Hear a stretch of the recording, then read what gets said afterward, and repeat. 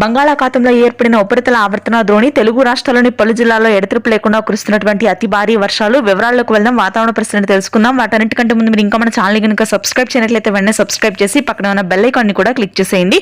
ఇక వివరాల్లోకి కనుక వెళ్ళినట్లయితే ఈశాన్య మధ్య బంగాళాఖాతంలో ఏర్పడిన ఉపరితల ఆవర్తన ద్రోణి ప్రభావంతో ఉత్తరాంధ్ర, మధ్యాంధ్ర జిల్లాల్లో భారీ వర్షపాతం నమోదవుతుంది. శ్రీకాకుళం, విజయనగరం, విశాఖపట్నం, తూర్పుగోదావరి, పశ్చిమ గోదావరి, కృష్ణా, గుంటూరు ప్రాంతాల్లో రానున్నటువంటి 24 గంటల పాటు భారీ వర్షాలు కురుస్తాయని వాతావరణ కేంద్రం వెల్లడించింది. ఇక రాయలసీమ వ్యాప్తంగా ఎల్లో అలర్ట్ ని ప్రకటించింది వాతావరణ కేంద్రం. దక్షిణ బంగాళాఖాతంలో ఏర్పడిన ఉపరితల ఆవర్తన ద్రోణి క్రమేణా బలపడి రాయలసీమ జిల్లాలకు విస్తరించడంతో నెల్లూరు, ప్రకాశం దక్షిణ ప్రాంతాలు, కడప, చిత్తూరు వ్యాప్తంగా భారీ వర్షపాతం ఉంటుంది. తిరుపతి, పీలేరు, పలమనేరు, నంద్యాల, కదిరి, బద్వేల్, రాయచోటి, పులివెందుల, జమ్మలమడుగు, కావలి, బుజిబుజినెల్లు, నాయుడుపేట, రేణిగుంట, కదిరి ప్రాంతాల్లో భారీ వర్షపాతం నమోదవుతుంది. ఇక ఆ తర్వాత తెలంగాణ వ్యాప్తంగా ఈ రోజైతే వాతావరణం మారిందండి. ప్రస్తుతానికి మధ్య తెలంగాణ, హైదరాబాద్ నగర ప్రాంతం కానీ ఖమ్మం, భద్రాద్రి, కొత్తగూడెం, జనగామ ప్రాంతాల్లో తేలికపాటి వర్షాలు నమోదవుతున్నాయి. రేపు కూడా ఇదే విధంగా ఉంటుంది.